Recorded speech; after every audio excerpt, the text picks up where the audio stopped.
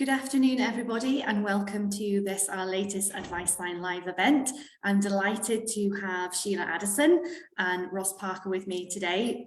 Sheila and Ross are two of our community advisors, so support our Advice Line and have lots of advice and knowledge to share with us today in terms of some of the questions that you might have for them.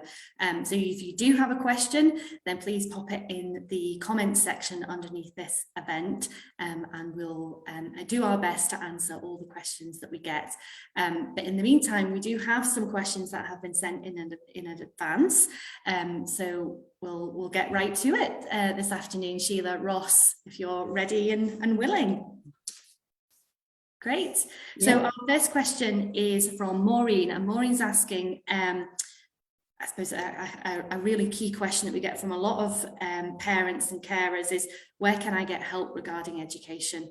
Her 8-year-old grandson is in mainstream school and not really coping with that environment. He isn't able to secure a place in a specialist provision, and he says on a good day, if he doesn't have to leave or feel quite distressed, then let's say that's been quite a good day. He's using an iPad and things at school, in his own words, and I think these are quite hard-hitting words for us all to hear today, is he feels like he's in a living hell and it's torture. So any advice on who to turn to next, she says, would be very much appreciated. Thank you. So Sheila, quite a common question that we get in is where to get that support when it's not at school. Yeah, very common, Joanna. Unfortunately, I'm really sorry to hear this, but yes, it is a very common situation with children in mainstream schooling. There is support out there. There are supports that should be in place for your grandson. And really it comes down to communication between the family and the school. That's a huge part of it. There should be a formalised programme of support in place for this child. So, for example, an individualised education plan, an individualised learning plan. This is a formalised piece of paperwork in black and white that should be put together in collaboration with the school and with the family. So perhaps it's sit-down meetings, Zoom meetings. What are this child's needs? How can we address these needs? How will we review this process? And this is something that will follow the child throughout the school. And having something like that in place that everyone can adhere to and follow, everyone that supports your child is crucial, really. To get further information on this, you should really speak with Inquire. They're an organisation in Scotland who this is their go-to. They can tell you what your child's needs are, what support should be in place, how best to get this, how best to communicate with the school, what should be said at meetings, for example. So they really are your go-to here. That's Inquire. I don't know if you want to add into that, Ross. It's a collective responsibility, isn't it? I think sometimes a lot of our families feel, and likewise teachers will of course feel the same, that there's a sense of responsibility there, but actually there's a collective effort needed here, isn't there? Absolutely collective. And I know it's difficult for the teachers as well. They've got, maybe a class full of kids and they can't just purely focus on this child. But, if something's not going right and if this child is so distressed in the class or not getting enough out of their education, the repercussions of that are huge, and it also follows on into the home life as well. This child could be going home and becoming really distressed in the evenings, for example, and parents are like, well, what's going on? It's just if they're not supported in school, it can lead all sorts. Home life, sleep, diet, you name it. It's such an important thing, and at 8 years old to be using that description of it's a living hell, Ross, that's quite hard hitting for us all, I think, to hear, and absolutely. We've had that experience with that. And just to echo what you both said, the need for that scaffold of support is absolutely vital, and we're getting so many inquiries now. We are a year and a half out the kind of worst of COVID, that people are now saying things should have been in place now, and they aren't. And as you both say, it is that communication, parents not knowing what they can access, what they need to access, schools and teachers, especially my heart goes out to mainstream teachers because they have such big classes and they all want to do their best for autistic children, but sometimes they just don't have the time or resources, but we're working to And I think that's a really important point to make, isn't it? That, you know, everybody's trying their very best, and this is not about, you know, anything on any blame or anything like that anywhere. You know, as you say, Ross, you know, teachers want to get it right, parents want to get it right. It's just having that space to be able to talk that through and think what that looks like, and do that with the child as well. You know, what do they want to get from their school? You know, what would work for them? And I know, you know, the facilities potentially may be limited. There may not be a quiet space the child goes to if that's what's needed.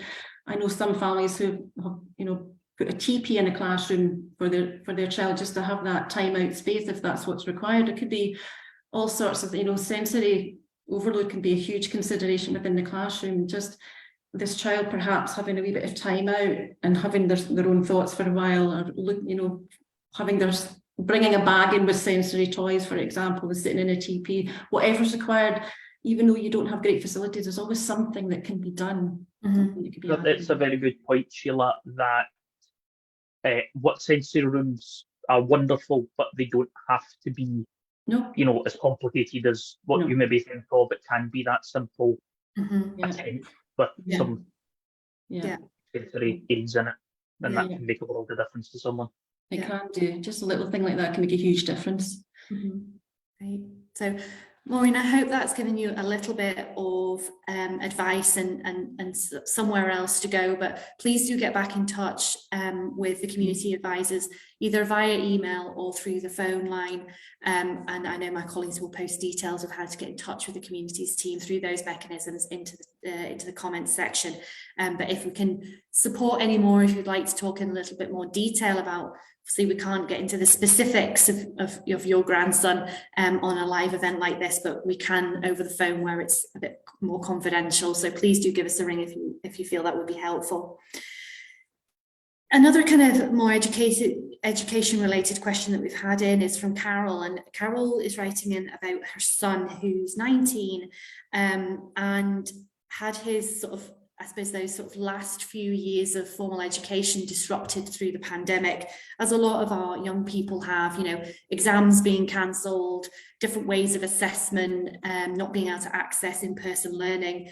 You know, we all lived through it. We know the disruption that was there. But what Carol's asking about is those kind of next steps after education. So our son has been through this disruption due to the pandemic and is struggling to look for next steps. I suppose that transition, and transitions is one of those topics that we hear a lot about from our families, whether it be, you know, going to school, primary to secondary, secondary to further education, or into employment. It's a real, you know, challenge for a lot of our families, isn't it? And Carol's saying that he's struggling to find a job. Is there any support available to autistic people to get working before they sort of, you know, find themselves sort of further and further away from the job market and not able to build those skills? Yes. So I guess there's two elements to this. Really, you've got transitioning support, and you've also got employment support if that's the route your son wants to go down. So in terms of employment support, yes, there are national organisations out there that can support your son, such as Enable Works or Fair Start Scotland, Skills Development Scotland. They can all offer their support. I'm not sure what area you're in, but there should be localised support as well. Your local authority may have an employability support scheme, something to look into. But the organisations that I mentioned, they can definitely offer support here. In terms of transitioning, again, yeah, as Joanna mentioned, transitioning it can be huge, and it can be, you know, the smallest thing. For example, getting in and out of a car, getting in and out of a shower. It can be going from school to college, school to education. It could be enormous. So there is support out there as well. There's a few organisations. The Scottish Transition Forum talking about tomorrow. Inquire that I previously mentioned, they also offer transitioning support if you want to have a look into that. And if the two do go hand in hand together, if that's any help. Thank you. So hopefully, Carol, that's given you some next steps to take in terms of looking for those opportunities. I'm going to turn us now to, we've actually got quite a few questions that have come in under the comments section. So let's get to some of those now. So I'm going to pick up a question here from Jane. And Jane's asking, if you move to Scotland and have a child who is autistic or has ADHD, where do you start? Is it the council? Is it the school or elsewhere? And we've had a few inquiries like this recently, haven't we, about people relocating and where to start in terms of putting that support back in place for their young person or indeed their older child. So yeah, Ross, I know in fact we were chatting about this the other day, weren't we? Where's the best place to start with that kind of thing, you know, when you're making that move? I mean, it can depend on the age of your child. It can depend on their needs. If they're still at school, you know, it is worth checking in the area you're planning and moving to. If there are special provision schools, they're not always available, but it's always worth checking. Making yourself known to social work. Social work has this frightening reputation for people, but they are there to help. And, you know, finding out what, so I mean, you can contact our advice line for a self-plug, you know, find out what support is in your area. There are some really good organisations, but they are only available in certain areas. So working out what areas provide that scaffold of support, as we've been saying.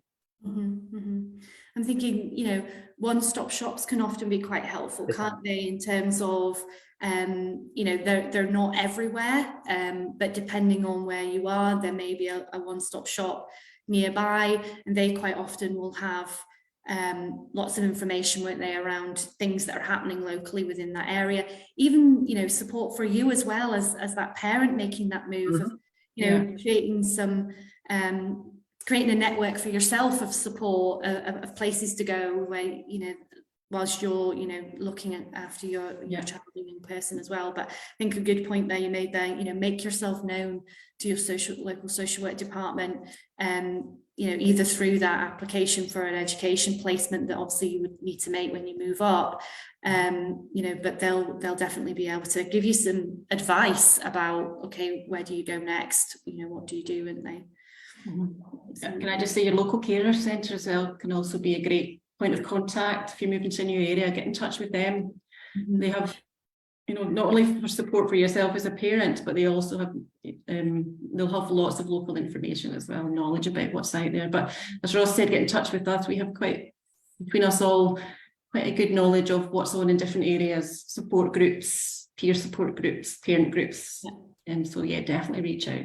Yeah, no, it's one of the things I think that makes our team or your team so unique, isn't it? You know, we've got practitioners or community advisors, I should say, up in the Highlands of Scotland, over in the islands, across the Central Belt, Perth, Kinross area, down through into Glasgow, and across over into Lothian and the borders. So we've got a real geographical spread, haven't we? And you know, we're able to sort of listen in to what's happening in those local areas and bring that back into that central place within the advice line. So it's definitely worth giving us a ring, and or if you're going to email us in, let us know sort of what local authority you're in, because it really helps us then target that support for you, because we want to, you know, give you the right information and the right support, don't we? But just on that, I've got a question here from Casper, who's asking, do we know if there are any talks or support for autistic adults who maybe live in the Moray area? And I know that the sort of the Highlands of Scotland is difficult, but I know there's some bits and pieces out there. So any kind of good places we can signpost Casper to? Yeah, there are a couple of organisations. They're based in Aberdeen, but they do cover Moray as well. So there's an Autism and Neurodiversity group, and there's also Autism Understanding. And both of these organisations offer various supports, groups, online support, employment support, all sorts going on there. But they do reach out to that area as well, if that's any help. Great. Worth pointing out that our own online groups are Scotland wide. Yeah. And I know online isn't for everyone, but please feel free to get involved with our own online groups. Yeah. Good shout there, Ross. Yeah. Great, thank you. Our next question here is from Karen, and she's saying, I'm really struggling to get my son into school. We have tried different strategies every morning, but there's difficulties from the point of getting dressed, and he's telling mom that he really doesn't want to go to school, he hates school, but the school says he's actually really happy when he's there, and mom's feeling a little bit sort of exhausted by the whole thing, because every morning seems to be quite a stressful situation from mom. Again, quite a common type of inquiry that we get, and I know a lot of our parents who access our Get Set for Autism program talk about this type of issue, don't they? Very much so, yeah. And it'd be really good to speak to the mum, really, to see what's going on. There could be all sorts of things going on in the background, but in a practical sense, even your child having a soft start in the morning, perhaps when the class has already gone in, all the classes have gone in, the playground's empty, then they can go in when things have settled down, perhaps being met at the door or the gates by a support teacher can really help as well. And it's just like, right, okay, I know that person's going to be there every day for me, and having that same routine and structure can be crucial. And there can be all sorts of wee bits and pieces that can be put in place at home as well. I mean, like really sticking to a routine and a structure, and using a social story in the morning, perhaps each morning, explaining how the day is going to progress for your child, so they know what's ahead of them and that they will be coming home again at the end of the day. There's all sorts of things we can support with there if you want to give us a call. And there's, sorry Ross, I was just going to actually just acknowledge this. There's quite a few questions underneath the event there around that morning, and being really stressful, and you know, parents kind of chatting amongst themselves. They're saying, do you know what, I'm done with it. I'm so exhausted. I battle every morning. And I suppose it's, you know, supporting our parents to accept that they can not do that. You know, if it's causing that much level of distress, then, you know, as you say, can we speak to the school about, you know, does it have to be that sharp 9 o'clock start? Can there be a slightly softer start? You know, and I suppose there are some practical things around that we might want to ask around clothing choices. You know, I don't know if the comments, the people who are commenting in the chat there can sort of let us know, but is it around the school uniform? Because sometimes that can be a challenge, can't it, for some of our children, you know, having to put on that school uniform if it's not particularly comfortable, or it's quite restrictive. That can sometimes be part of the battle, can't it, Sheila? Very much so. And that's a conversation you should have with the school, because you know, maybe taking some of that rigidity away from the school uniform. Make sure there's no labels as well. Sometimes you could have a label that you're not aware of that's digging into your child. Like I say, there could be all sorts of things, but you really need to communicate with the school. Maybe they're not aware of what's going on in the mornings as well. And I know for some kids, for example, having a calendar, just a simple visual, they cross off the days of the week as they work their way through the week. Sometimes just that, you know, it can be the simplest things that can make a huge difference. Everyone's different. It's just finding that thing for your child. Yeah, absolutely. We lost you there temporarily, Ross, but you're back with us. Thank goodness. It's you're not alone, I suppose, is what we're saying out there. And I think that's sort of it's lovely to see parents supporting each other even underneath the comments to this event here. But you're not alone. You know, we do have support that's available that can help you really unpick what's going on there. You know, our Get Set for Autism program is there for parents. They can get in touch with the communities team and link up with one of our community advisors. Could be Sheila, could be Ross, could be one of the other team members, and really focus in on that specific area, can't they? And you know, almost take quite a detailed forensic look at what's happening and what support do you need to cope and to be you know, to be able to manage that process in the morning. There's so many different reasons why that could be. It's probably a combination of quite a few, and just to have that time either through Get Set for Autism, or we can arrange a phone call on the advice line, and just to discuss that, as Joanna says, in forensic detail. There's a lot of things I was thinking with the inquiry we were talking about. Is it the same at the weekend? Is there masking involved? There could be a whole range of reasons, so please do get in touch with us. Yeah, there can be. And Karen's come back to say that school have offered a later start, and we've tried his own clothes as opposed to the uniform, but this doesn't seem to be working. So Karen, please give us a ring or drop us an email, and we'll phone you back, and we'll talk this through for you in a more detailed way. Or even if you want to DM a contact number into Scottish Autism, we can pick it up that way as well. We'll give you a ring. You're definitely not in it alone, and we're here for you, Karen, and we'll support you as best we can with that. Just moving on, I've got a question here from Gibson, and I think again it's a question and a kind of advice sort of area that we're asked to give quite often. And Gibson saying his 11-year-old son is not being offered any support because he's on the waiting list for a neurodevelopmental diagnosis and for services. He needs support while he's waiting, as home life is difficult. Is there anything that he can do? Which is the $1 million question. I know. It is indeed. It depends on where you live as well, very much so. And there are some organisations who will offer support without having that diagnosis in place. We're here to offer support, whether that diagnosis is in place or not, absolutely.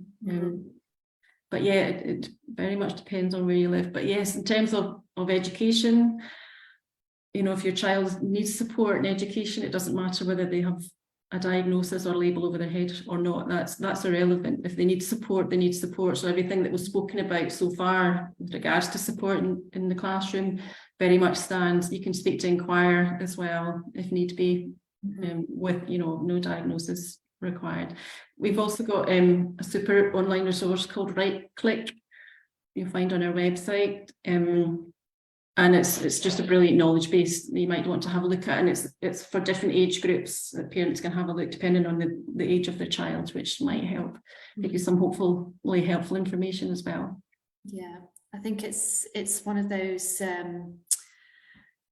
it's those challenges that we do come across, don't we, Ross? I'm thinking, we've had quite a few conversations recently around, those areas of support being available sort of post-diagnosis, but actually, people need them when they need them. Like, it shouldn't derail or destabilize that diagnostic process, and everybody who wants to seek that should be able to seek that, but it shouldn't be the kind of definitive decider of what support's available to you, should it? So again, I think Sheila's right in what she's saying. Let us know where you are, and we can have a look and see what's around you. Yeah, but I know it's a common question that we get asked, isn't it? Very much common. So. Yeah, you feel like you're in a state of limbo. Reaching out to other parents in that situation as well. Yeah, can really help. One last question. Time has flown this lunchtime. We're nearly time for us to wrap up, but just one last question here from Vicky. Says, her 13-year-old son internalizes anger, sorry, my screen flipped up there, goes like a statue if angry rather than flight or fight. He's been treated for anxiety through CALMS, but their approach isn't really working, as they think he might have a PDA profile. Any research I'm doing on autism and anger relate more to meltdowns and shutdowns. Can you please point me to any resources that might help her kind of understand what's happening for her child there? I'm thinking Right Click, probably. Right, yeah. Okay. It's a good question. It's also worth remembering that one person with autism is one autistic person. So, we might need to have, an individualized conversation with you to work out exactly why that is, because you're absolutely right, a lot of the research into autism and anger is to do with meltdowns, but there is a lot more to it than that. And given how prevalent anxiety is with autistic people, that could be a huge part of it. And again, I would give you the advice, please get in contact with us and we'll have that one-to-one talk with you and we can discuss that in real forensic detail and work out exactly what there is for you. Yeah, I agree with Ross. There's always a reason why, something's happening. So sometimes it's just stopping and stopping what you're doing, taking demands away, looking at things differently, try a different approach, communicating with them what's going on, where is this coming from? It's breaking it all down and maybe turning things on their head and looking at them differently, having a different approach. Yeah, and I suppose we know as well from our experience in practice, but we also know that for some people actually being able to identify what that emotion is and being able to I feel a certain way, but I've not quite got a name for what that feels like, and I wonder when he's sort of going into that kind of, it's almost like a freeze, like I'm trying to figure out what's happening physiologically for me here. I'm feeling all sorts of things that I don't normally feel, and I've not quite made the connection, the causality of it. I feel this way because this has happened, or actually I know I feel this way, but I don't know how to I don't know how to deal with that. I don't know how to get rid of it. I worked with somebody previously who do that, and actually it was about supporting to understand, right, if you feel anger, you can do this. You can, I think in that particular case, they had a little punch bag, and so if I'm angry, I'll go and I'll go and do that, and that dissipates some of that feeling for me, so that I'm in a place then to be able to talk about. Very much so. Yeah, if you know what your go-to thing is, like you've just mentioned, Joanna, then do that thing, whether it be dancing, singing loudly in the kitchen, bouncing on a trampoline, whatever that thing may be. If that's your go-to, reach for it. Absolutely. And even I wonder, kind of sharing in that as well. I don't know, Mum, whether or not your son would be happy with you, as you go through that process, sort of you joining in as well, and okay, so we'll do that together, we'll be angry about that together, to try and help him sort of understand that, and also sort of feel safe in those feelings. I wonder if there's a little bit of not wanting to sort of there's a bit of fear there in terms very of, much so. It's worth remembering as well that yes, there are some of our community advisors that are autistic. There's some that are parents to autistic children, but we're here as professionals. Please reach out to people to carer centres, as Sheila said, and involve your own autistic children in their decision-making process if they can be involved. Know that you know your child and the child knows themselves, and know that you're the expert in your own people. Absolutely. So thank you so much to everybody who has sent us in a question or posted a question or comment underneath the event today. It really makes such a difference when we get that engagement, and we love doing it. We love chatting. We love trying to support and understand what's happening for our community out there. We've heard a lot from our parents and our carers today, and we suppose want to acknowledge the wonderful job that you're doing, and that the support is out there for you as well. We actually have a special event happening this Friday with Sarah Jane Critchley and one of our other community advisors, looking at parent wellbeing and support, both as a parent of a child with a neurodevelopmental difference, but also from the perspective of being a parent yourself with a neurodevelopmental difference, supporting your child as well. So please do, if you can, join us at that event. We'll be live on Facebook from 12 this Friday with Sarah Jane Critchley and Jackie Castles. If you can't make it, please do check out the event later on. All our live events are available to watch again, but that one one will be well worth watching. So if you know parents and carers out there that you think this event might be useful to, please do share it with them. We want to be able to support and I suppose kind of circle round our parents and carers for this one event. So 12 o'clock Friday with myself, Sarah Jane Critchley and Jackie Castles, and we look forward to seeing you then. Again, thank you to everybody who's joined us this afternoon. Big thanks to Sheila and to Ross for all their knowledge and expertise. And I look forward to welcoming you again on our next Advice Line Live event. So take care, everybody, and have a lovely rest of the day. Bye-bye. Bye. Bye.